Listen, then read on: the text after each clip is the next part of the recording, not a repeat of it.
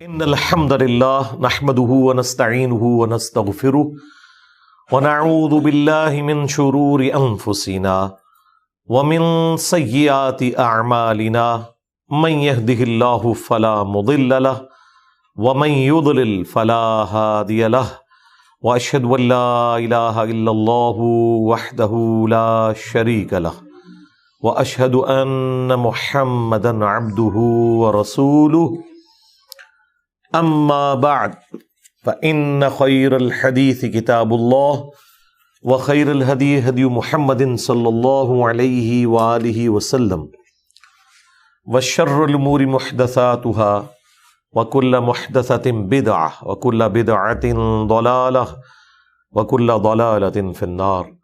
أعوذ بالله السميع العليم من الشيطان الرجيم من همزه ونفخه ونفثه. بسم اللہ الرحمن الرحیم. رب اشرح لی صدری ویسر لی امری واحلل عقدۃ من لسانی یفقہوا قولی. بسم اللہ الرحمن الرحیم. ان اللہ وملائکتہ یصلون علی النبی یا ایہا الذین آمنوا صلوا علیہ وسلموا تسلیما. اللہم صل علی محمد وعلی آل محمد كما صليت على إبراهيم وعلى آل إبراهيم إنك حميد مجيد. اللهم بارك على محمد وعلى آل محمد كما باركت على إبراهيم وعلى آل إبراهيم إنك حميد مجيد. اللهم ربنا آتنا في الدنيا حسنة وفي الآخرة حسنة وقنا عذاب النار. ربنا آتنا من لدنك رحمة وهيئ لنا من أمرنا رشدا. لا إله إلا أنت سبحانك إني كنت من الظالمين. حسبنا الله ونعم الوكيل. يا حي يا قيوم برحمتك أستغيث ولا حول ولا قوة إلا بالله العلي العظيم. آمين. الحمدللہ آج 3 ستمبر 2023 کو سنڈے کے دن ہماری یہ قرآن کلاس نمبر 160 نمبر کی اسٹوڈیو ریکارڈنگ ہونے جا رہی ہے. آج انشاءاللہ تعالی ہم سورہ یوسف کی آیت نمبر 33 سے آنورڈ سٹارٹ لیں گے. پچھلی دفعہ گفتگو کنکلوڈ ہوئی تھی کہ عزیز مصر کی جو بیوی ہے اس نے باقی جو افسران تھے ان کی عورتوں کو ایک دعوت پر مدعو کیا اور سیدنا یوسف علیہ السلام کو حکم دیا کہ اس مجلس میں آئیں، اور ان کے حسن سے متاثر ہو کر عورتوں نے اپنے ہاتھ کاٹ لیے، یعنی انگلیوں کو زخمی کر لیا. اور اس کے بعد پھر عزیز مصر کی جو عورت تھی زلیخا، اس نے اس حوالے سے ان عورتوں کو کہا کہ میں نے اسے برائی کی طرف آمادہ کیا لیکن یہ میری طرف نہیں آیا. اگر اس نے میرا حکم نہ مانا، یعنی وہ ابھی بھی ڈٹی ہوئی تھی اس بغاوت کے اوپر، تو میں اسے جیل میں ڈلوا دوں گی. تو آیت نمبر 33 سے آنورڈ حضرت یوسف علیہ السلام کا ذکر خیر ہے کہ وہ دعا کرتے ہیں کہ اے اللہ، اس برائی میں انوالو ہونے سے بہتر ہے کہ مجھے جیل کی تکلیف کاٹنی پڑے، اور بغیر کسی گناہ کے، گناہ سے بچنے کی پاداش میں، گناہ کرنے کی پاداش میں نہیں. یہ ہے مرتبہ انبیاء کرام کا علیہم السلام. اعوذ باللہ من الشیطان الرجیم. بسم اللہ الرحمن الرحیم. قال رب السجن احب الی مما یدعوننی الیہ. یوسف علیہ السلام نے اپنے رب کے حضور دعا کرتے ہوئے عرض کیا کہ اے میرے پروردگار، مجھے قید خانہ جیل قبول ہے اس گناہ کے بسبب کہ جس کی طرف یہ مجھے بلا رہی ہے، اس کے اگینسٹ، اس سے بچنے کے لیے مجھے جیل قبول ہے. وَإِلَّا تَصْرِفْ عَنِّي، اور اگر تو نے اپنے محض عنایت سے اس فتنے سے مجھے نہ بچایا، کیدہن، جو ان کی چالیں ہیں ان عورتوں کی، اور یہ جمع کے سیغے سے تو یہی لگ رہا ہے کہ یہ باقی عورتیں بھی اس میں شامل ہو گئیں. پہلے تو ایک ان کے اوپر مسلط ہوئی تھی، اب یہ باقی عورتیں بھی اس میں شامل ہو گئیں. اصبو الیہن واکم من الجاہلین، تو کہیں ایسا نہ ہو کہ میں ان کے اس جال میں پھنس جاؤں اور نادانوں میں شامل ہو جاؤں. یہ یوسف علیہ السلام کی عاجزی تھی کہ انہوں نے اپنے نفس کی برائی سے بچنے کے لیے اپنے نفس کو اپنے رب کے حوالے کیا اور کہا کہ میں اپنی مرضی سے اس گناہ سے نہیں بچ سکتا، اے اللہ تو ہی مجھے بچا. المستدرک للحاکم کے اندر ایک حدیث ہے جو ہم نے اپنے بلو کارڈ کے اوپر بھی ڈالی ہے. سیدہ فاطمہ سلام اللہ علیہا سے نبی الاسلام نے فرمایا، اے میری بیٹی تو مجھ سے کیوں نہیں وہ تحفہ لیتی؟ اور وہ تحفہ تھا دعا کا. تو انہوں نے عرض کیا کہ ابا جان ضرور دیں. تو نبی الاسلام نے فرمایا کہ صبح و شام ایک دفعہ یہ پڑھ لیا کرو، یا حی یا قیوم برحمتک استغیث اصلح لی شأنی کلہ ولا تکلنی الی نفسی طرفۃ عین. اے خود سے زندہ ہر چیز کو تھامنے والے، میں تیری رحمت کے ساتھ تیری مدد کا سوال کرتا ہوں. یا حی یا قیوم برحمتک استغیث. اگلے الفاظ جو ہیں کمال کے ہیں. اصلح لی شأنی کلہ، میرے لیے اصلاح فرما دے ہر عمل کے اندر. ولا تکلنی الی نفسی طرفۃ عین، اور اے اللہ مجھے پلک جھپکنے کے برابر بھی کبھی میرے نفس کے سپرد نہ کرنا، تو نہیں مجھے سنبھالنا ہے. یہ ایسی کمال کی دعا ہے. یہ صبح و شام کے اذکار میں ہم نے اسی لیے ڈالی ہوئی ہے کہ یہ سیدہ فاطمہ کو نبی علیہ السلام نے بلا کے کہا کہ بیٹی لے لے مجھ سے یہ دعا. خاتون جنت کو یہ دعا تعلیم کی گئی. یہاں پہ بھی دیکھ لیں یوسف علیہ السلام کیا کہہ رہے ہیں کہ اے اللہ اگر تو نے مجھے ان کی چالوں سے نہ بچایا تو میں گناہگاروں میں شامل ہو جاؤں گا، تو ہی میرا پشت پناہ بن جا. اور پشت پناہ جب اللہ تعالیٰ ہو تو بغیر اسباب کے بھی کوئی بچنے کی سبیل نکال سکتا ہے.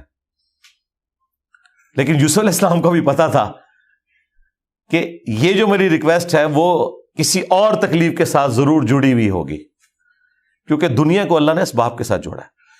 وہ ویسے بھی تو دعا کر سکتے تھے، اے اللہ مجھے جیل سے بھی بچا لے، ان عورتوں سے بھی بچا لے.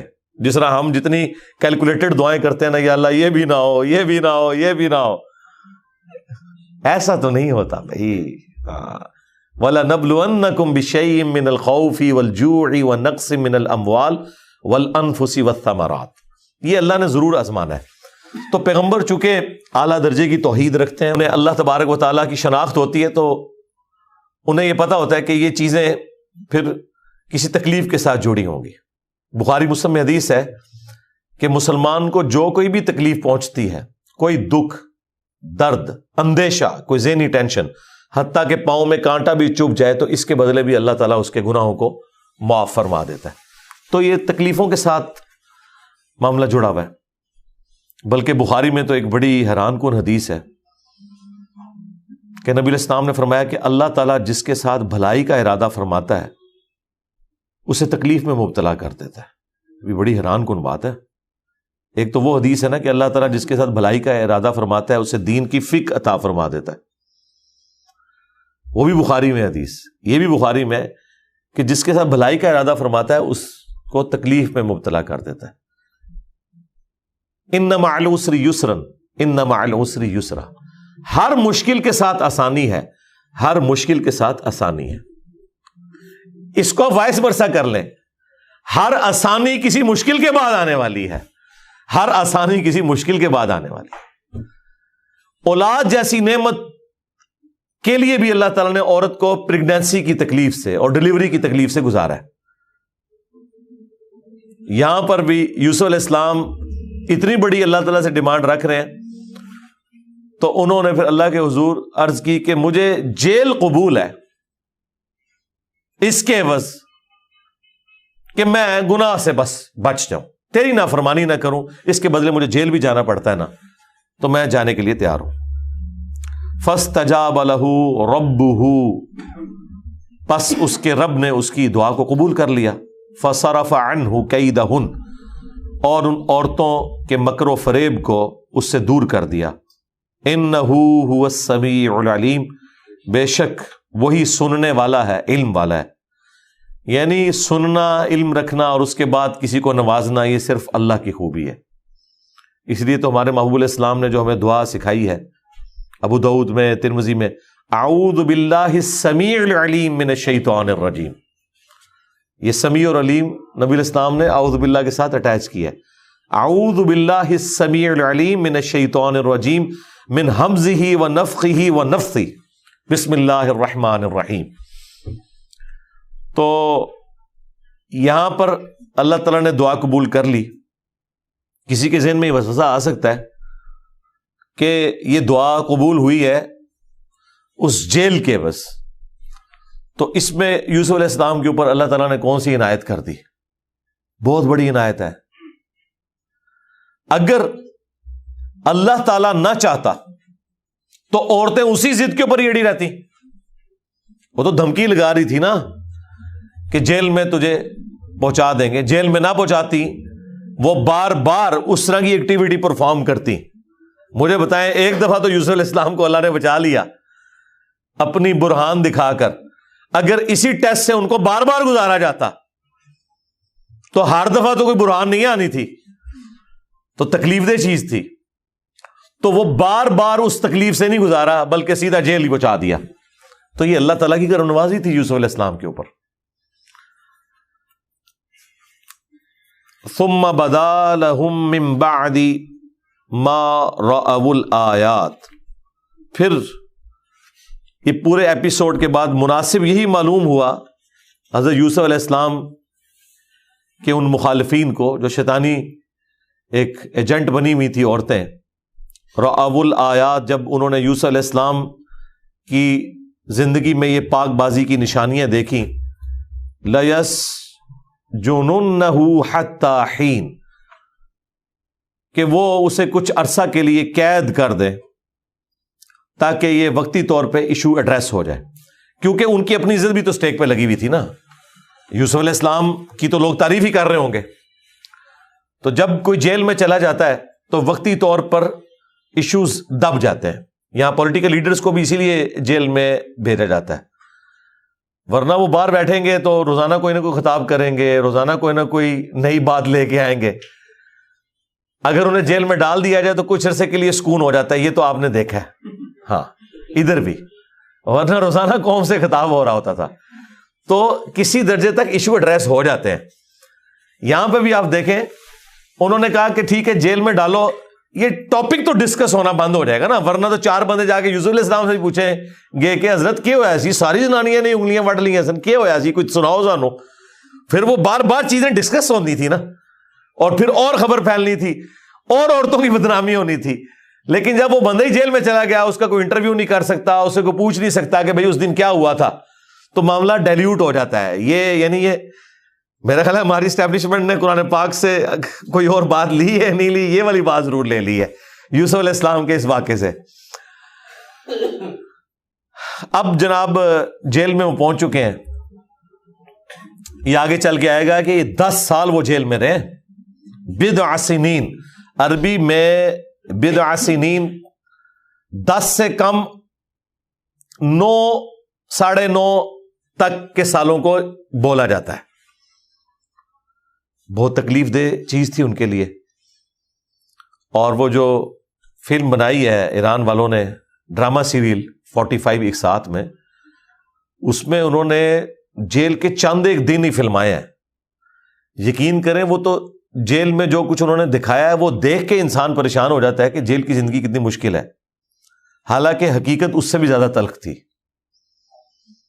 لیکن وہ پیغمبر تھے، اللہ تعالیٰ نے ان کے اخلاق کی برکت سے سب لوگوں کو ان کا گرویدہ وہاں پہ بنا دیا، اور لوگ اپنے مسئلے ان سے ڈسکس کرتے تھے. ظاہر ہے کہ پیغمبر بڑے رقیق القلب ہوتے ہیں، لوگوں کے ساتھ ہمدردی رکھنے والے، لوگوں کا دکھ مٹانے والے.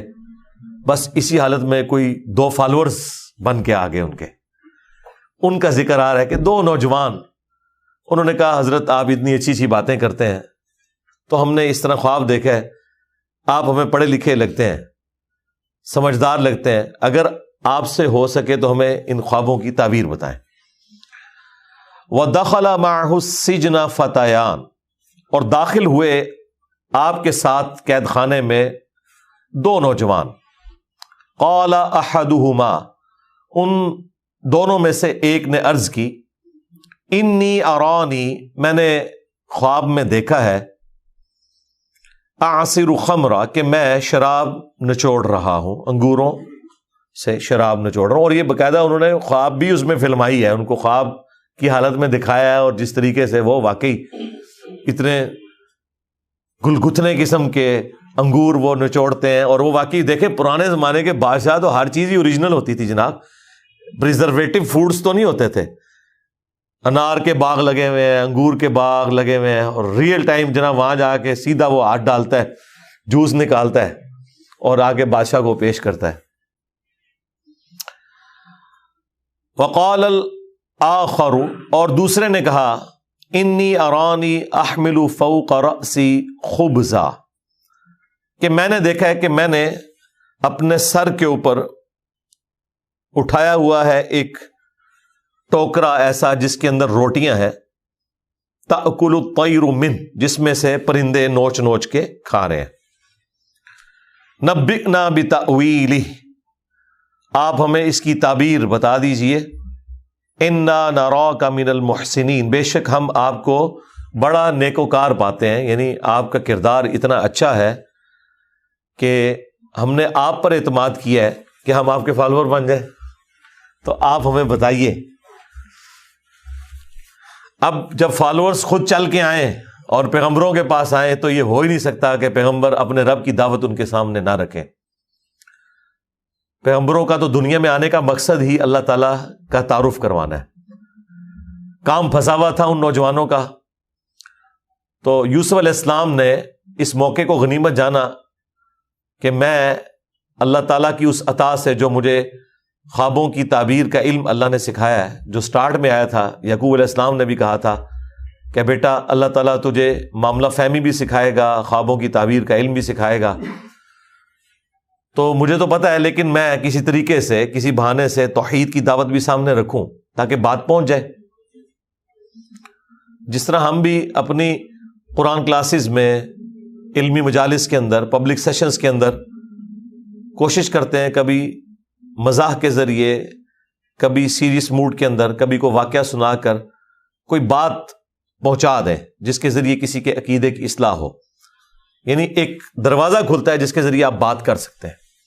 تو یہ موقع حضرت یوسف علیہ السلام کو ملا، تو انہوں نے فرمایا، قال لا یأتیکما طعام ترزقانہ، انہوں نے کہا کہ جو تمہارا کھانا جیل میں آتا ہے نا تمہارے لیے، جو تمہیں کھلایا جاتا ہے، وہ تمہارے پاس نہیں آئے گا، الا، مگر یہ کہ نبأتکما بتأویلہ قبل ان یأتیکما، وہ تم دونوں کے پاس آ کے کھانا پیش کیا جائے اس سے پہلے میں تمہیں تم دونوں کے خوابوں کی جو تعبیر ہے وہ بتا دوں گا۔ بات سٹارٹ انہوں نے کتنے زبردست انداز میں کی ہے کہ کہیں اگر وہ ڈائریکٹ دعوت توحید شروع کرتے تو وہ نوجوان سوچتے کہ اب پتہ نہیں یہ تقریر کب ختم ہوگی، جو بات ہم نے پوچھی ہے اس کا جواب کب ملے گا، تو پہلی تسلی کروا دی۔ جس طرح ہم بھی لوگوں کو پورا شیڈیول بتاتے ہیں کہ بھائی اس ٹائم آپ انٹرس ٹائم ہے، اس ٹائم ہمارا یہ سیشن سٹارٹ ہوگا، پھر ظاہر لوگوں نے واپس بھی جانا ہوتا ہے، ان کو بتا دیتے ہیں کہ بھائی اس وقت جا کے تصویروں کا وقفہ، اور یہ اپروکسیمیٹلی اس وقت آپ فارغ ہو جائیں گے۔ پھر لوگوں کو صبر آ جاتا ہے کہ یہ نہ ہو کہ مطلب، کیونکہ لوگ تو اجتماعات کے عادی ہیں، وہ 2-2 3-3 دن بھی وہاں رہتے ہیں، رائے ونڈ میں، ملتان میں، تو اس طرح بتانے سے اگلے کو صبر آ جاتا ہے، وہ پلان کر لیتا ہے کہ اچھا اتنے بجے ہوگا، پھر یوں فارغ ہو جاؤں گا میں، چلیں اس کو مینیج کر لوں گا۔ تو اس کے بعد وہ پرسکون ہو کے یہاں پہ بیٹھتے ہیں کہ یار جو بھی ہوا، جتنے بجے بھی وہ آیا، لیکن کم از کم اتنے بجے ہم چھوٹ جائیں گے۔ یہاں پہ بھی یوسف علیہ السلام نے انہیں کہا کہ بھائی میں یہ تعبیر تمہیں ضرور بتاؤں گا، اور جس کھانے کے انتظار میں ہم بیٹھے ہوئے ہیں، گپ شپ کر رہے ہیں، اس کے آنے سے پہلے بتا دوں گا، لہذا اب میری بات آپ نے ذرا غور سے سننی ہے۔ یہ اصل میں وہ کہنا چاہ رہے تھے۔ ذالکما مما علمنی ربی، یہ اس میں سے ہے جو اللہ تعالیٰ نے، میرے رب نے مجھے سکھایا ہے، یہ وہ علم ہے یعنی خوابوں کی تعبیر کا. اچھا یہ لفظ اردو میں ہم لکھتے ہیں نا خواب، خا واو الف اور با، خواب لکھا جاتا ہے لیکن یہ پڑھنے میں خواب ہوتا ہے، یعنی واو سائلنٹ ہے. یہ پڑھا کیسے جائے گا؟ خا الف اور با، خواب، لیکن لکھنے میں خواب ہوتا ہے، پڑھنے میں خواب. تو یہ اس علم میں سے جو اللہ تعالیٰ نے، میرے رب نے مجھے سکھایا ہے. اب وہ دعوت توحید شروع ہو رہی ہے. جی انی ترکت ملت قوم لا یؤمنون باللہ، بے شک دیکھو میں نے تو چھوڑ دیا ہے اس قوم کا دین کہ جو اللہ تبارک و تعالی پر ایمان نہیں رکھتے. اس کا یہ مطلب نہیں کہ پہلے کوئی معاذ اللہ وہ شرک کر رہے تھے، مراد یہ کہ میں اعلان برات کرتا ہوں اپنی قوم کے دین سے جو کہ برائی کے اندر انوالو ہے، شرک کی. وَهُمْ بِالْآخِرَةِ هُمْ کافرون، اور آخرت کے معاملے میں بھی وہ کفر کی روش اختیار کیے ہوئے ہیں. اچھا اس سے یہی لگ رہا ہے کہ انہوں نے اس قوم سے مراد وہی مصر کی قوم ہی لی ہے، کیونکہ ظاہر ہے پریکٹیکلی تو اپنی پریویس ہسٹری تو وہ ان کو نہیں بتا رہے تھے کہ میں شام سے چلا، وہاں تو اہل توحید تھے، بنی اسرائیل تھے، لیکن یہاں پہ شرک تھا مصر کی سرزمین کے اندر. تو انہوں نے پریزنٹ اس طرح کیا کہ میں نے تو ایسی قوم کو چھوڑ دیا ہے کہ جو اللہ سے شرک کرتی ہے، آخرت کا انکار کرتی ہے. وَاتَّبَعْتُ مِلَّةَ آبَائِي إِبْرَاهِيمَ وَإِسْحَاقَ وَيَعْقُوبَ، اور میں تو پیروکار بن گیا ہوں اپنے آباء و اجداد کی ملت کا، ابراہیم علیہ السلام، اسحاق علیہ السلام اور یعقوب علیہ السلام. وہی جو بخاری میں حدیث ہے، کریم ابن کریم ابن کریم ابن کریم، یوسف بن یعقوب بن اسحاق بن ابراہیم. اور نبی الاسلام سے پوچھا گیا کہ سب سے بہترین انسان کون ہے؟ تو نبی الاسلام نے فرمایا، یہ بخاری کے الفاظ ہیں کہ یوسف علیہ السلام لوگوں میں سب سے بہترین ہے، کہ جن کا باپ بھی پیغمبر تھا، دادا بھی پیغمبر تھا اور پردادا بھی پیغمبر تھا. یہ بھی بخاری کی حدیث ہے. واقعی کتنا اعلیٰ درجے کا یہ شجر ہے. یہ دو حدیثیں بخاری کی میں نے اس لیے بیان کی کہ بعض لوگ اس سے اپنے بزرگوں کا دین ثابت کرتے ہیں. وہ کہتے ہیں یہ یوسف علیہ السلام کی سنت ہے کہ اگر آپ کا ابا حنفی ہے تو آپ نے حنفی ہونا ہے. تو اس کا پھر پھکی والا جواب ہے کہ اگر کسی کا ابا قادیانی ہے تو اولاد کو قادیانی ہونا چاہیے؟ نہیں جی، اسے تحقیق کرنی چاہیے. واہ، کیوں؟ اسے کیوں تحقیق کرنی چاہیے؟ تحقیق سب کو کرنی ہوگی. دوسری بات، یوسف علیہ السلام جن آباء و اجداد کی پیروی کی بات کر رہے ہیں وہ تو انبیاء ہیں، وہ بابے نہیں ہیں، وہ اللہ کے نامزد پیغمبر ہیں. ان کے لیے تو گمراہی کا تصور ہی نہیں ہے. اگر کسی کا باپ دادا پردادا پیغمبر ہے تو وہ فخر سے کہے کہ میں اپنے آباء و اجداد کے طریقے کے اوپر ہوں. لیکن جن کے آباء و اجداد کوئی ہندوؤں کی اولاد، کوئی سکھوں کی اولاد، اور کانفیڈنس یہ ہے کہ قرآن و سنت دکھائیں اور ماننے کے لیے تیار نہ ہو، تو ان کے لیے پھر میں یہی کہتا ہوں کہ ایک غریب اتو بدتمیز، یعنی علمی طور پر یتیم اور غریب، اور اوپر سے بدتمیزی یہ کہ کانفیڈنس عروج پہ ہے کہ جی ہم نے تو آج تک ایسی کوئی بات سنی نہیں. اور بھائی آپ نے کہاں سے سننی تھی؟ نہ آپ نے قرآن و سنت پڑھی، نہ آپ کے آباء و اجداد نے پڑھی. لہٰذا یہ آیت کوٹ کر کے یہ کہنا کہ یوسف علیہ السلام کی سنت ہے اپنے آباء و اجداد کے طریقے کے اوپر، اگرچہ قرآن میں درجنوں آیات ہیں، سورۃ البقرہ میں، سورہ لقمان میں، باقی صورتوں میں، کہ کافروں کو جب بھی کہا جاتا ہے کہ اس وحی کی پیروی کرو جو اللہ تعالیٰ نے تمہاری طرف بھیجی ہے نبی کے ذریعے، تو کہتے ہیں ہم تو اسی طریقے پہ رہیں گے جس پہ ہم نے اپنے آباء و اجداد کو پایا. تو اللہ تعالیٰ فرماتا ہے اگرچہ تمہارے آباء و اجداد گمراہی ہوں تب بھی اسی کی پیروی کرو گے. وہ ساری آیتیں نہیں ان کو نظر آتی، ایک آیت یہ والی نظر آتی ہے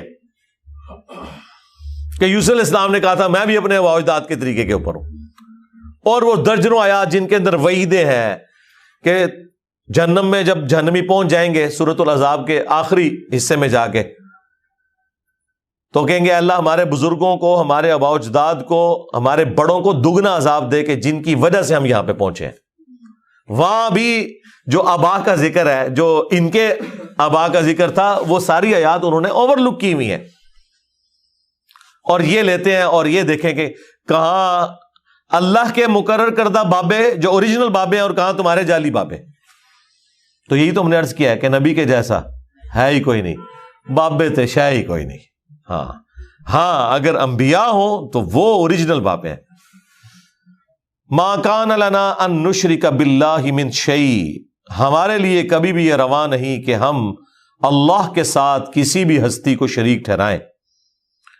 ذالک من فضل اللہ، یہ اللہ کا فضل ہے، علینا وعلی الناس، ہم پر اور لوگوں پر، یعنی ہم پر مراد ہم انبیاء کی فیملی کے اوپر، اور ان لوگوں پر جو ہم انبیاء کی فیملی کو فالو کرنے والی ہے۔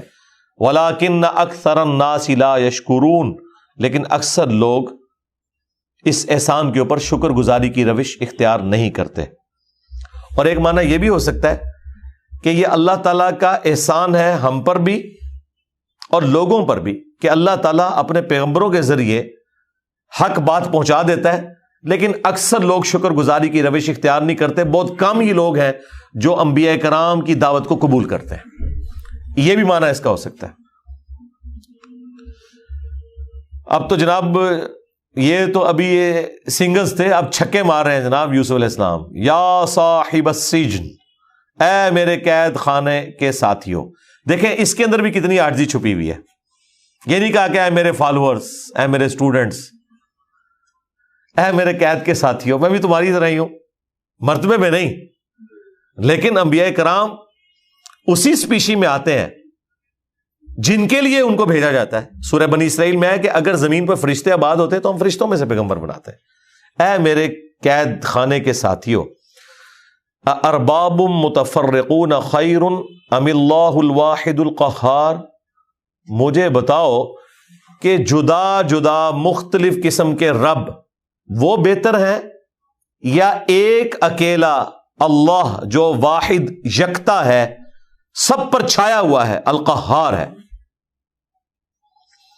یعنی اتنے معبود بہتر یا ایک ہی اللہ کیا ہو جائے انسان وہ بہتر؟ اس کا مطلب یہ ہے کہ وہاں پہ وہ دیوتاؤں کا کنسیپٹ موجود تھا۔ اور باقی یہ مضمون قرآن میں اللہ تعالیٰ نے مختلف جگہ کے اوپر پھر کھولا ہے کہ ایک ہی اللہ ہو تو یہ کائنات کا نظام چل سکتا ہے۔ دنیا میں بھی کسی کمپنی کا سی ای او ہیڈ ایک ہی ہوتا ہے، اس کے نیچے اسسٹنٹ ہو سکتے ہیں، لیکن ٹاپ کے اوپر ہمیشہ ایک بندہ ہوتا ہے۔ دنیا کا نظام نہیں چل سکتا، خاندانی نظام ہے نا، ٹاپ پہ اللہ تعالیٰ نے مرد کو رکھا ہے، الرجال قوامون علی النساء، کیونکہ ایک سے زیادہ لیڈرز اگر ہوں گے تو ستیہ ناز ہوگا کسی بھی جماعت کا، کسی بھی ملک کا۔ کوئی ادھر کھینچے گا اپنے فالوورز کو، کوئی ادھر کھینچے گا۔ ہاں یہ تو قرآن میں بھی لکھا ہوا ہے۔ اللہ تعالیٰ سورۃ المومنون میں فرماتا ہے کہ اگر اللہ کے سوا اور الہ بھی ہوتے تو جب جھگڑا ہوتا تو ہر الہ اپنی مخلوق کو لے کے، اپنے فالوورز کو لے کے سائڈ پہ ہو جاتا۔ یہ قرآن کی آیت ہے۔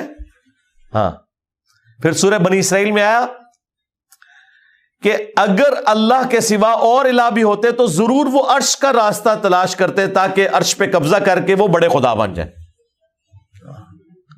اور سورۃ الانبیاء میں آیا کہ اللہ کے ساتھ اگر کوئی اور الہ ہوتا تو زمین و آسمان کا نظام درہم برہم ہو جاتا، کیونکہ یہ تو ہر مسئلے میں ہی قرآن اندازی ہوتی، جھگڑے ہو جاتے۔ یہ تو دو کی شکل میں ہے، 3 4 5 6 زیادہ ہوں تو پھر تو فیکٹوریل پرابلم شروع ہو جائے گا، وہ اتنی کمپلیکس ایکویشن بن جائے گی، وہ تو پروبیبلٹی والا مسئلہ بن جائے گا۔ تو ایسا ہو نہیں سکتا۔ بتاؤ کیا ایک خدا جو سب پہ چھایا ہوا ہے وہ معبود اچھا، یا متفرق کئی دیوتا؟ اچھا دیکھیں، جو ایک اللہ کا ہو جاتا ہے نا تو اللہ تعالیٰ پھر اسے ایسا سکون عطا کرتا ہے کہ وہ ساری غلامی کی زنجیروں کو توڑ دیتا ہے۔ جو لوگ توحید میں کامل نہیں، آپ ان کے اندر کمزوری دیکھیں کتنی ہے۔ کسی دربار کو دیکھیں گے جھک کے گزریں گے، کسی جھنڈے کو دیکھیں گے اسے سلامی دیں گے، ہر ٹائم ڈر لگا رہے گا۔ ٹھیک ہے جی یہ فلاں جو شہر ہے یہ فلاں بزرگ کے حوالے ہے، لہٰذا اس شہر میں جب جائیں تو پہلے وہاں حاضری دیں۔ اب اسلام آباد میں بری امام مزار ہے، وہ کہتے ہیں جی پہلے ان کے ماں باپ کے مزار پہ جانا ہے، اگر آپ ڈائریکٹ گئے نا تو آپ کا کوئی نقصان ہو جائے گا۔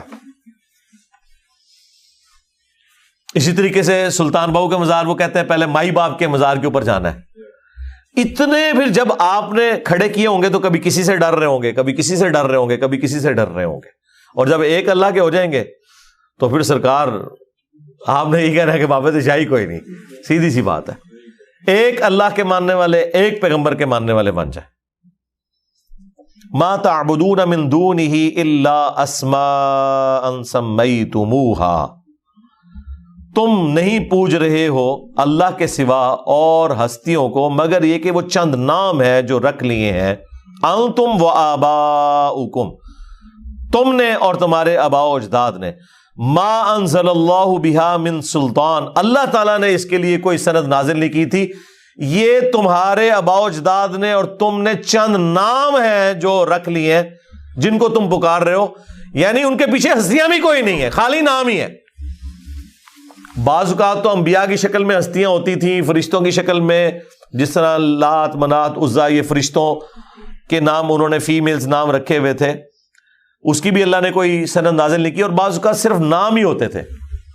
مطلب یہاں پہ بھی آپ دیکھ لیں، کاواں والی سرکار، کتے والی سرکار، بلیوں والی سرکار، ٹھیک ہے، عجیب و غریب قسم کی یعنی نام مشہور ہوئے میں. بعض اوقات اس کے پیچھے کوئی حقیقت ہی نہیں لیکن وہ نام چل رہے ہیں آباء و اجداد سے. یہ وہی چیز ہے، ہم نے تو شروع سے ایسے ہی دیکھا ہے ہوتے ہوئے. اللہ تعالیٰ ہمارا، ہم نے تو اس کی کوئی سند نازل نہیں کی تھی. ان الحکم الا للہ، حکم تو نہیں ہے مگر صرف اللہ کا. اللہ کا آرڈر چلے گا. اگر اللہ پابند کرے گا کسی ہستی کے بارے میں تو ٹھیک ہے، پیروی کریں گے آپ اس کی. ہم پیغمبروں کی پیروی کیوں کرتے ہیں؟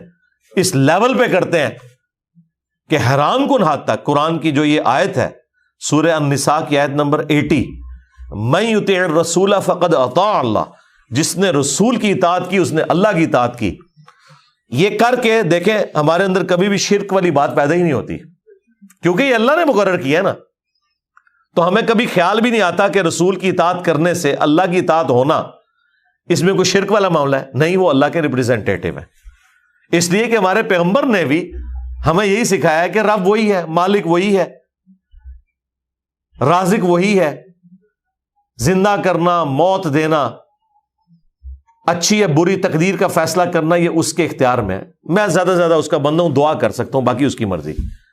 تو پیغمبروں کی اطاعت میں کبھی بھی نقصان نہیں ہوتا، الا یہ کہ کوئی پیغمبروں کی اطاعت سے ہٹے اور نعوذ باللہ انہی پیغمبروں کے اندر خدا کو تلاش کرنے کی اس حوالے سے کوشش کرے کہ ان کے بارے میں ڈیوینٹی کلیم کر دے، جس طرح کرسچنز نے کی کہ عیسیٰ ابن مریم ہی اللہ ہے. نعوذ باللہ. لقد کفر الذین قالوا ان اللہ هو المسیح ابن مریم. تو پھر ظاہر ہے اللہ نے توحید اسٹیبلش کرنی تھی تو بڑا سخت گاڑا جملہ بولا. اللہ تعالیٰ نے پھر قل فمن یملک من اللہ شیئا، اے نبی ان سے فرما دو کہ اللہ کا کوئی کیا بگاڑ لے گا. اگر اللہ ارادہ کرے عیسیٰ ابن مریم کو، ان کی ماں کو اور جتنے زمین میں ان کو ہلاک کر دے، اللہ کا کوئی کیا بگاڑ لے گا. پھر توحید جب اسٹیبلش کرنی تھی پھر ظاہر ہے کہ پیغمبروں کو سینٹرڈ کر کے اتنے سخت جملے بولنے پڑے. پھر سورۃ المائدہ میں آگے چل کے آیا کہ عیسیٰ ان کی ماں روٹی کھانے کے محتاج تھے. ایسوں کو اپنے نقصان اور نفع کا مالک مان رہے ہو جو خود اپنے نفع نقصان کے مالک نہیں ہے مگر جو اللہ ان کے لیے چاہتا ہے. تو پھر اس لیول کے اوپر توحید بیان ہوتی ہے. اور پھر نبی علیہ السلام کی حدیث بخاری میں، دیکھنا میری شان کو اس طرح بلند نہ کرنا جس طرح نصارہ نے اپنے پیغمبر کو بڑھا دیا. میں اللہ کا بندہ اور اس کا رسول ہوں، مجھے اللہ کا بندہ اور اس کا رسول ہی کہنا. تو حکم تو چلے گا اللہ کا. امر اللہ تعبدوا الا ایاہ، اسی نے ہی حکم دیا ہے کہ مت پوجنا کسی کو سوائے اس کے. ذالک الدین القیم، یہ ہے سیدھا سیدھا قائم دین، ملت ابراہیمی والا دین. ولکن اکثر الناس لا يعلمون، لیکن اکثر لوگ اس حقیقت سے ناواقف ہیں. یہ جناب توحید کی بات انہوں نے کر دی. اور پھر اب انہوں نے کہا اب تمہارے سوال کا جواب بھی آتا ہے. جو تم نے کوشچن پوچھا تھا نا، خواب کی تعبیر دونوں نے پوچھی تھی، تو سنو. یا صاحب السجن، اے میرے قید خانہ کے دوستو، ساتھیو. اما احدکما فیسقی ربہ خمرہ، تم دونوں میں سے ایک کے خواب کی تعبیر تو یہ ہے کہ عنقریب وہ اپنے رب کو شراب پلائے گا. یہاں رب سے مراد اپنا آقا یعنی کہ وہ مالک. سورہ یوسف میں رب کا لفظ مالک کے لیے بھی آیا ہے. اس سے پہلے آپ یوسف علیہ السلام کے حوالے سے بھی سن چکے ہیں کہ یوسف علیہ السلام نے جب زلیخا نے انہیں برائی کی طرف بلایا تو انہوں نے اپنے مالک کی تعریف کرتے ہوئے کہا کہ میں اللہ کی پناہ میں آتا ہوں جس برائی کی طرف تو مجھے بلا رہی ہے. قال معاذ اللہ انہ ربی احسن مثوایا، بے شک جو میرا رب ہے، میرا مالک ہے، اس نے تو مجھے بڑے حسن سلوک سے رکھا ہے.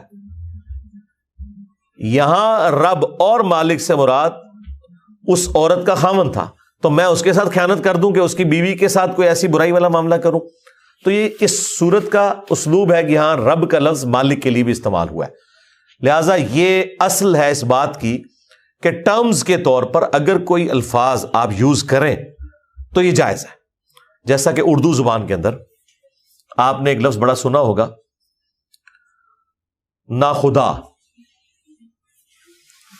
یہ اصل میں فارسی زبان سے لفظ آیا ہے. یہ لفظ تھا ناؤ خدا.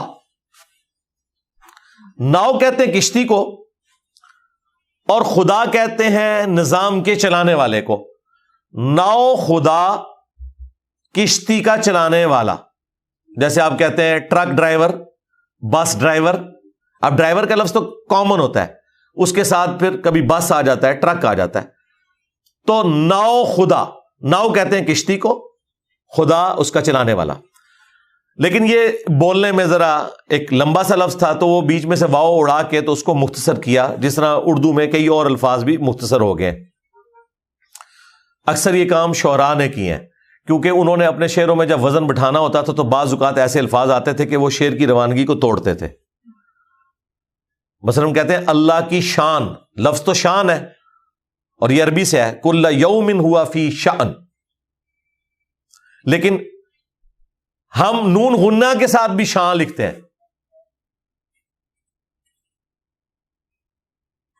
تو وہاں ہم شان کی بجائے شاں بھی استعمال کر لیتے ہیں نون غنہ، تاکہ وہ اس کی پروننسیشن آسان ہو جائے. نون کی جگہ یہ نون غنہ یعنی بغیر نون کے نقطے والی جو آئی ہیں یہ جتنی ہیں یہ الفاظ کو مختصر کرنے کے لیے. تو ناؤ خدا بن گیا نا خدا یعنی کشتی کا ملاح. حالانکہ خدا تو ہم اللہ کے لیے بھی استعمال کرتے ہیں. مولانا مودودی نے بڑا پیارا ترجمہ کیا ہے لا الہ الا اللہ، اللہ کے سوا خدا کوئی خدا نہیں. اچھا اب وہ معبود کو انہوں نے خدا کر دیا یعنی خدا جس کی پرستش کی جائے، پوجا جائے. اب یہاں پہ جب خدا کا لفظ آئے گا پھر یہ وہ کشتی والا خدا نہیں ہوگا، یہ معبود کے معنوں میں آئے گا. معبود کے معنوں میں تو خدا پھر ایک ہی ہے، لیکن نظام چلانے کے معنوں میں آپ رب، خدا باپ کے لیے استعمال کر سکتے ہیں، کوئی بیوی اپنے خاوند کے لیے استعمال کر سکتی ہے. تو یہ سرکمسٹانسز بتائیں گے یہ لفظ کس لیے استعمال ہو رہا ہے. تو اس میں بھی دیکھیں یوسف علیہ السلام کہہ رہے ہیں کہ عنقریب تم میں سے ایک شخص اپنے رب کو شراب پلائے گا. تو یوسف علیہ السلام نے شرک تو نہیں کیا، رب کا لفظ مالک کے لیے بول کے یہ ٹرم کے طور پر تھا. اسی کے تحت میں نے ایک ٹرم ڈیوائز کی تھی، اس کے اوپر اللہ کے فضل سے بریلویوں نے بھی کلپ بنائے کہ انجینئر صاحب نے شرک کر دیا. مجھے بڑی خوشی ہوئی کہ بریلویوں کی زبان پہ شرک کا لفظ تو آیا، وہ تو کہتے ہیں شرک ختم ہو چکا ہے. تو پہلا پھکا تو یہ کہ شرک تو ختم ہو چکا ہے. انجینئر صاحب نے کہاں سے کر لیا؟ شرک تو ختم ہو چکا ہے اس امت میں. وہ کہتے ہیں دیکھیں انہوں نے کہا کہ جنت میں اللہ تعالیٰ انسان کو منی گاڈ بنا دے گا، تو خدا تو ایک ہے جنت میں پہنچ کے بھی. حالانکہ میں نے پورا ایکسپلین کیا تھا کہ خالق اور مخلوق کا فرق، اور یہ گاڈ کی ٹرم میں اس اعتبار سے یوز کر رہا ہوں کہ یہ خدا کی کوالٹی تھی کہ جو انسان خواہش کرے گا وہ اسے مل جائے گا. یہ صرف اللہ کی کوالٹی ہے کن فیکون. اللہ تعالیٰ جنت میں اس سے بھی ایک سٹیپ آگے کہ انسان جو دل میں بھی سوچے گا نا کہ مجھے یہ مل جائے وہ مل جائے گا. کن فیکون بھی نہیں کہنا پڑے گا، خواہش کرے گا وہ اس کے سامنے آ جائے گی.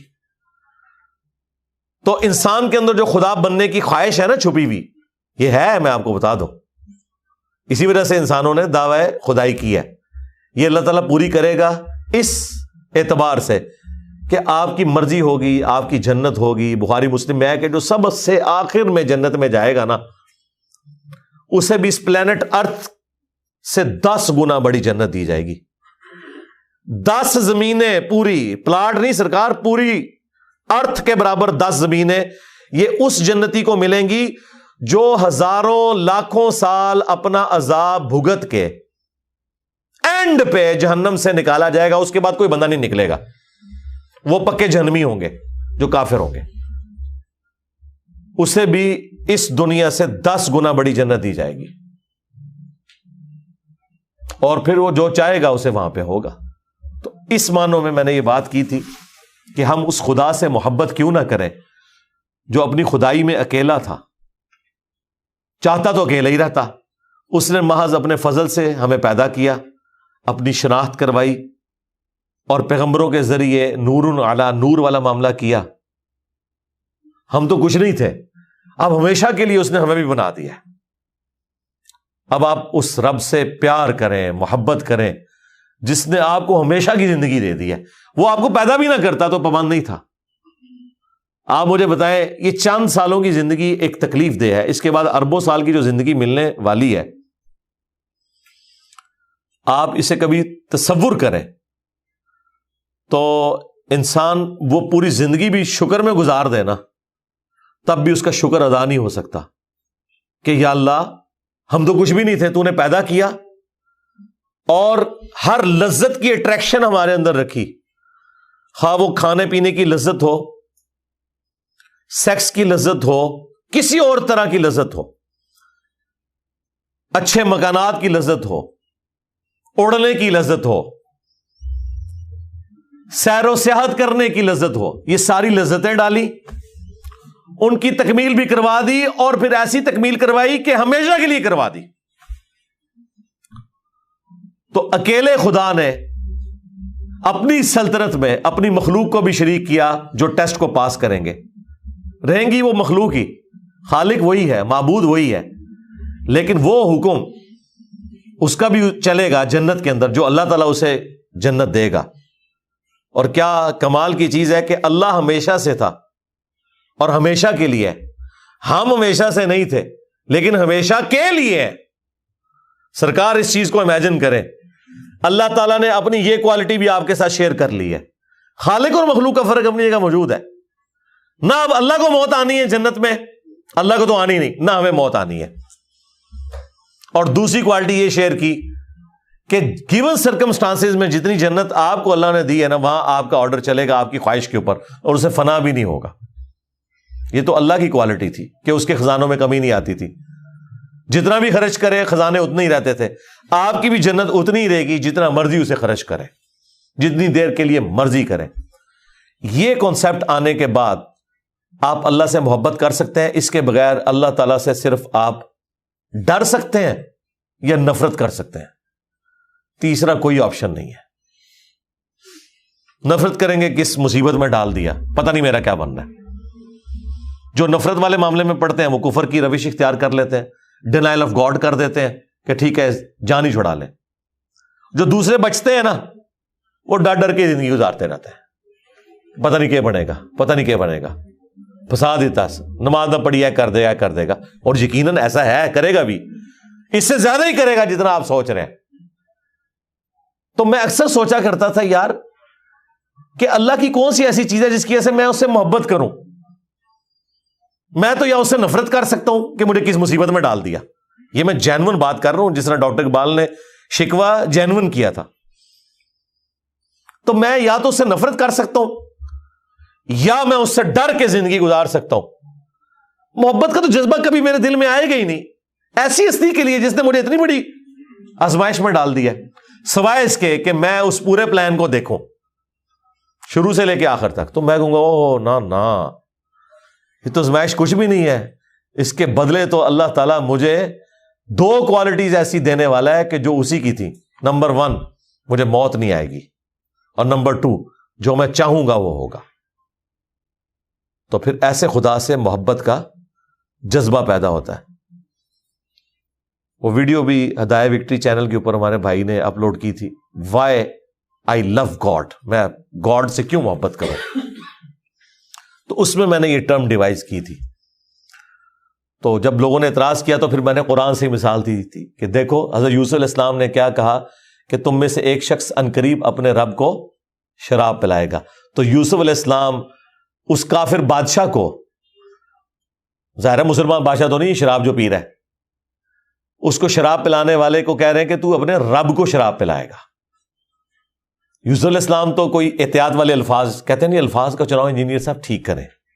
یوسف علیہ السلام کا بھی انہوں نے چناؤ ٹھیک کروانا تھا, بلکہ یہ یوسف علیہ السلام کا چناؤ اللہ نے قرآن میں انڈورس کر دیا. اب تو یہ اللہ کا بھی چناؤ ہو گیا. وَأَمَّا الْآخَرُ, جبکہ جو دوسرا ہے نا, فَيُسْلَبُ, تو وہ عنقریب سولی دے دیا جائے گا. فَتَأْكُلُ الطَّيْرُ مِن رَأْسِهِ, اور پرندے اس کے سر سے نوچ کے کھائیں گے. وہ جو اس نے دیکھا تھا نا کہ وہ میرے سر کے اوپر ایک ٹوکرا رکھا ہے جس میں روٹیاں اور پرندے کھا رہے ہیں, تو وہ اسے سولی دیا جائے گا اور وہ اس کے مغز میں سے کھا رہے ہوں گے. تو قضی الامر, یہ فیصلہ ہو چکا ہے. الذی فیہ تستفتیان, اس معاملے کا جو تم نے مجھ سے دریافت کیا. یہ اٹل فیصلہ ہے, یہ اب بدلنے والا نہیں. ظاہر ہے ان کو بھی پتا تھا کہ وہ جو چھوٹنے والا ہے, ایسے دونوں کے لیے یہی فیصلہ تھا کہ یہ عنقریب پھانسی دے دیے جائیں گے, کیونکہ اسرائیلی روایتوں میں ملتا ہے کہ ان دونوں نے مل کے بادشاہ وقت کو زہر دینے کی کوشش کی تھی. لیکن یہ جو تھا جو چھوڑ دیا گیا یہ خانسامہ تھا. اس نے اینڈ ٹائم پہ بادشاہ کو کہا کہ آپ نہ کھائیے, اس کا دل پسیج گیا, لیکن زہر ڈالنے میں تو وہ شامل تھا. تو دونوں کو اس وقت تو جیل میں ڈال دیا گیا. بعد میں ثابت ہوا کہ پیچھے ماسٹر مائنڈ وہ تھا, اگرچہ یہ بھی اعلی کار بنا, لیکن چونکہ اس نے بادشاہ کی جان بچا لی لہذا اسے تو معاف کر کے اسی عہدے پہ بحال کر دیا گیا. لیکن جو ماسٹر مائنڈ تھا جس نے زہر دیا تھا اور اس خانسامے سے ڈلوایا تھا, اس کے لیے فیصلہ ہو گیا. تو اب یہ کس دل کے ساتھ یوسف علیہ السلام نے تعبیر سنائی ہوگی. آپ کسی بندے کو یہ بتا رہے ہو کہ ان قریب تیرے ساتھ یہ ہونے والا ہے, تو اس نے تو چیخو پکار وہاں شروع کر دی ہوگی نا, اور وہ انہوں نے فلمائی ہے اس میں. تو بہرحال اسے توبہ کا موقع تو مل گیا. قرآن نے تو اس کو ان اٹینڈڈ چھوڑا ہے, لیکن یہ فٹ ان بیٹھتا ہے. یوسف علیہ السلام نے کہا کہ کوئی پریشانی کی بات نہیں ہے, تو اللہ پر ایمان لے آیا, یہ گناہ بھی تیرا معاف ہو جائے گا, مرنے کے بعد ہمیشہ کی جنت تیرا مقدر ہے, ٹینشن لینے کی کوئی ضرورت نہیں ہے. اور ساتھ یہ پہلے ہی کہہ دیا کہ یہ فیصلہ اب ہو چکا ہے. یہ نہ ہو کہ کوئی کہے کہ حضور تسی دعا کرو, کوئی ٹل جائے معاملہ ایسا, کیونکہ عبد القادر جیلانی تو آئی ہوئی تکلیف کو خواب میں ٹلوا دیتے ہیں. وہ کہتے ہیں نا جی, وہ خواب میں ٹال دیتے ہیں. تو اب مجھے بتائیں, انبیاء کرام کا فیصلہ یہ ہے کہ بھئی یہ اللہ کے حضور اب طے پا چکا ہے, اب کچھ نہیں ہو سکتا. وقال للذی ظن انہ ناج منہ اذکرنی عند ربک, تو یوسف علیہ السلام نے جس کے بارے میں انہیں یہ یقین تھا, یہاں ظن کا لفظ یقین کے معنوں میں آیا ہے کہ وہ عنقریب نجات پا جائے گا, جس کو انہوں نے کہا تھا کہ تو اپنے رب کو شراب پلائے گا. اس سے انہوں نے کہا کہ تم اپنے رب کے پاس, دیکھیں عند ربی کا, ہاں آقا نہیں کہا, اپنے رب کے پاس میرا ذکر کرنا, یعنی اپنے بادشاہ کے پاس. کیونکہ کچھ دن گزر چکے تھے. یوسف علیہ السلام نے تو دیکھیں, یوسف علیہ السلام نے تو سوچا ہی نہیں تھا کہ ان عورتوں سے جو بچنے کے لیے میں نے قید اختیار کی ہے تو یہ 10 سال کے اوپر محیط ہوگی. دیکھیں ذوالفقار علی بھٹو صاحب جب جیل گئے تھے تو پورے کانفیڈنٹ تھے کہ میری بیل ہو جائے گی, چھوٹی عدالت سے نہ ہوئی بڑی سے ہو جائے گی, الٹیمیٹلی پبلک پریشر ہوگا, مجھے کیسے کوئی پھانسی دے سکتا ہے. لیکن وہ دیکھیں پھر کتنا لمبا کام ہوا. تو یہاں پر بھی یوسف علیہ السلام نے, ان کو یہ تو نہیں پتا تھا کہ بھئی اتنے سالوں کے لیے, ٹھیک ہے کچھ عرصے کے لیے نا, 1 مہینہ 2 مہینے ذرا معاملہ ٹھنڈا ہو جائے, معاملے کو ٹھنڈا کرنے کے لیے 10 سال قید میں, تو بہت بڑی آزمائش ہے, بہت بڑی آزمائش ہے. تصور سے انسان کانپ اٹھتا ہے یار. تو یہ انہوں نے بالکل ٹھیک کیا انہوں نے اس کو کہا کہ یار آپ ذرا بادشاہ سے میرا ذکر کریں، یعنی اوپر والی سپریم کورٹ میں یہ عزیز مصر کی بیوی نے میرے ساتھ کیا، تو بادشاہ کیا اتنا قریبی ہے، تو تجھے موقع ملے تو میرا ذکر کریں کہ اس طرح میرے ساتھ تو انہوں نے زیادتی کی ہے۔ اس سے یہ پتا چلا کہ ظاہری اسباب اختیار کرنا انبیاء کی سنت ہے، اس میں کوئی شرک نہیں ہو جاتا، ورنہ اس سے بڑھ کر کون سی توحید والا معاملہ تھا۔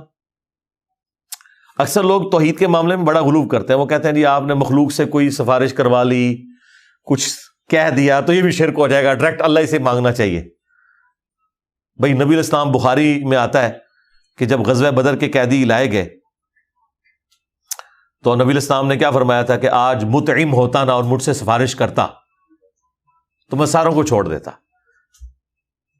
بغیر فدیہ لیے، کیونکہ جب میں طائف سے واپس آیا تھا تو مجھے کوئی پناہ نہیں دے رہا تھا اور میرے قتل کے فتوے جاری ہو چکے تھے، تو مطعم جو سردار تھا اس کی گارنٹی میں داخل ہوا تھا، تو نبی علیہ السلام بھی وہ گارنٹی لے کے داخل ہوئے تھے۔ یہ بابوں کے بارے میں جو انہوں نے عقیدے بنایا، نگاہ مار کے کر دیتا، او کر دیتا، خدا دا نا جے اللہ دے بندے ہو، دنیا میں اس طرح ہوتا ہے بھائی؟ نبی علیہ السلام کی پوری زندگی معاہدوں سے پورا ہے، ٹھیک ہے، قیدیوں کا بھی تبادلہ ہوتا ہے، ٹھیک ہے، کس طرح معاملات آپ لے کے چلے ہیں، اسباب کے ساتھ دنیا کو اللہ تعالیٰ نے جوڑا ہے۔ تو یہاں بھی یوسف علیہ السلام نے کہا، جس کے بارے میں انہیں یقین تھا نا کہ چھوٹے گا، ان کا کہ یار بادشاہ ذکر کرنا، انہوں نے میرے ساتھ یہ کیا کر دیا، مجھے تو جیل میں ڈلوا دیا۔ اللہ اکبر۔ فَأَنْسَاهُ الشَّيْطَانُ ذِكْرَ رَبِّهِ، تو شیطان نے بھلا دیا اس شخص کو کہ وہ اپنے رب کے حضور، یعنی کہ اپنے مالک کے حضور یوسف علیہ السلام کی بے گناہی کا ذکر کرتا۔ فَلَبِثَ فِي السِّجْنِ بِضْعَ سِنِينَ، پس یوسف علیہ السلام پھر کئی سال تک جیل ہی میں رہے۔ بضع سنین عربی زبان میں 10 سال سے کم کے لیے بولا جاتا ہے، اور عموماً 9 سے 10 سال کے درمیان، تو یہ آلموسٹ 10 سال ان کو جیل کی تکلیف کاٹنی پڑی۔ تو اس سے تو یہ لگ رہا ہے کہ بس یہ ایک ہی موقع ملا تھا یوسف علیہ السلام کو کہ وہ بات کسی طریقے سے باہر پہنچا سکتے تھے، وہ پہنچائی انہوں نے، لیکن ادھر شیطان نے اسے بھلا دیا۔ یقیناً شیطان نے بھلایا، لیکن اگر اللہ تعالیٰ چاہتا تو ایسا نہ ہوتا۔ یہ اللہ تعالیٰ کی مشیت میں تھا کہ شیطان اس کے اوپر مسلط ہو اور یوسف علیہ السلام کی ٹریننگ مزید ہو، ورنہ وہ کیسے بھول سکتا تھا۔ اور مجھے بتائیں، جو بندہ موت کے منہ سے نکل کے آیا ہو اور جس بندے کی بشارت کے اوپر آیا ہو، یہ سمجھ سے باہر ہے کہ 10 سال تک اس بندے کا دماغ میں ذکر بھی نہ اس کو کبھی خیال آئے۔ اچھا یہی بات بخاری میں لکھی ہوتی نا تو منکرین حدیث نے مذاق اڑانا تھا، آج کس طرح ہو سکتا ہے جی؟ اب قرآن میں یہ واقعہ آیا ہے، اس کا مذاق نہیں اڑائیں گے، وہ کہیں گے نہیں جی قرآن میں آیا نا جی ایسے ہو گیا ہوگا۔ حالانکہ لاجیکلی کوئی بات سمجھ نہیں آتی ہے کہ یہ اتنی بڑی بھول چوک کیسے ہو گئی کہ جب 2 بندے قتل کے فتوے جاری ہیں، ایک بندہ سولی بھی چڑھ گیا ہے اور اس بندے نے پھر اس منظر کو ویٹ بھی کیا ہے۔ یہ جو چھوٹا تھا نا، وہ اسرائیلیات میں تو پھر تفصیل ہے نا، چونکہ یہ دونوں پھر دوست تھے، یہ دونوں یوسف علیہ السلام پہ ایمان بھی لے آئے، تو جب اسے سولی دیا گیا تو یہ منظر بھی دیکھ رہا تھا، لیکن پھر بھی اوور لک ہو گئی وہ چیز، اور پھر 10 سال تک اوور لک رہی۔ چلے وہ وقتی طور پہ بھول جاتا، بعد میں وہ اپنے جب بچوں کو، بیوی کو جیل کے قصے کہانیاں تو سناتا ہوگا بھی میں نے تکلیف کاٹی تو یہ ہوا تو مجھے تو پہلے ہی بشارت مل گئی۔ یقیناً ایسا ہوتا ہوگا، آپ نارمل زندگی میں دیکھیں ایسا ہی ہوتا ہے۔ تو یہ بہت ایکسٹراآرڈنری بات ہے کہ اس شخص کا بھول جانا، سوائے اس کے کہ وقتی طور پہ تو شیطان نے اسے بھلا دیا، لیکن پھر اللہ تعالیٰ کی مشیت بھی یہی ہوئی کہ یوسف علیہ السلام اس تکلیف کو کاٹیں، اور اس کے بعد اللہ تعالیٰ انہیں اعلیٰ درجے کے اوپر فائز کرے اور آنے والی دنیا کے لیے ان کی مثال دی جائے۔ اور آپ دیکھیں کہ اس صورت کے اندر جہاں کہیں اور مورل لیسنز ہیں نا، نوجوانوں کے لیے کتنا بڑا مورل لیسن ہے کہ اپنی عفت اور عصمت کی آپ نے حفاظت کرنی ہے، اور یوسف علیہ السلام آپ کے لیے رول ماڈل ہیں اس اعتبار سے کہ اس لیول کے اوپر کہ انہوں نے اپنی عفت اور عصمت کی حفاظت کی خاطر نہ کردہ گناہ کی بھی سزا کاٹ لی، اور اتنی لمبی سزا۔ اس طرح کا شاید ہی کوئی اور واقعہ ہوا ہو یا اس کے قریب قریب بھی کوئی اور واقعہ ہوا ہو کہ کسی نے گناہ سے بچنے کے لیے اس طرح کی سزا کاٹی ہو. یہ اللہ تعالیٰ نے انہیں ایک رہتی دنیا کے لیے اس حوالے سے زندہ رکھنا تھا کہ اگر اللہ نے انہیں حسن دیا تھا تو پھر اپنی عفت اور عصمت کی حفاظت کرنا بھی سکھایا تھا. یوسف علیہ السلام بے شک ایک ریمارکیبل پرسنالٹی ہیں، جن کے اوپر ہمارے نبی رشک کریں وہ کتنی بڑی پرسنالٹی ہوگی.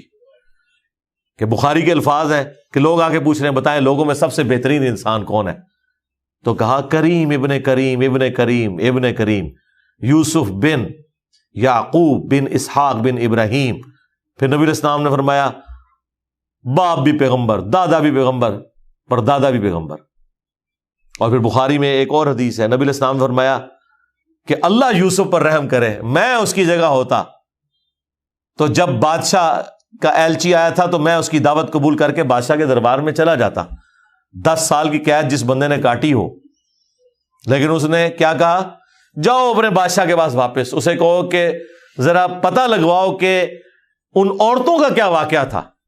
ظاہر ہے جوانی کے 10 سال چھین لیے ان عورتوں نے، جوانی کے 10 سال پیک ایج میں.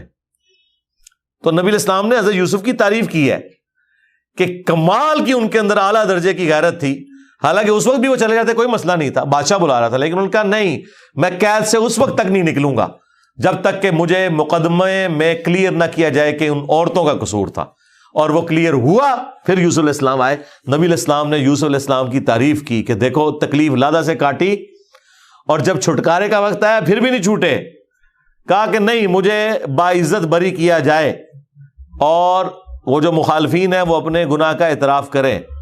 ٹھیک ہے. اور وہ بھی آپ آگے پڑھیں گے کہ یعنی وہاں پر یوسف علیہ السلام نے پھر اپنی عاجزی کا اظہار کیا کہ میں یہ دعویٰ نہیں کرتا کہ میں پاک باز ہوں، نفس تو برائی کی طرف مادہ کرتا ہے، مگر جس کو رب بچا لے، مجھے رب نہیں بچایا تھا. اس وقت بھی انہوں نے اپنا ذکر نہیں کیا. یہ پیغمبروں کی خوبی ہے الحمدللہ. اس لیے آپ دیکھیں ہم نے اپنا تکیہ کلام بنایا ہوا ہے، لا حول ولا قوت الا باللہ.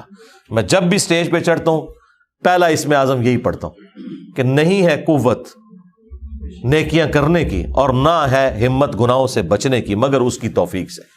لا حول ولا قوت الا باللہ. اس سے بڑا کوئی اسم اعظم نہیں ہے، اس سے بڑا کوئی وظیفہ نہیں ہے.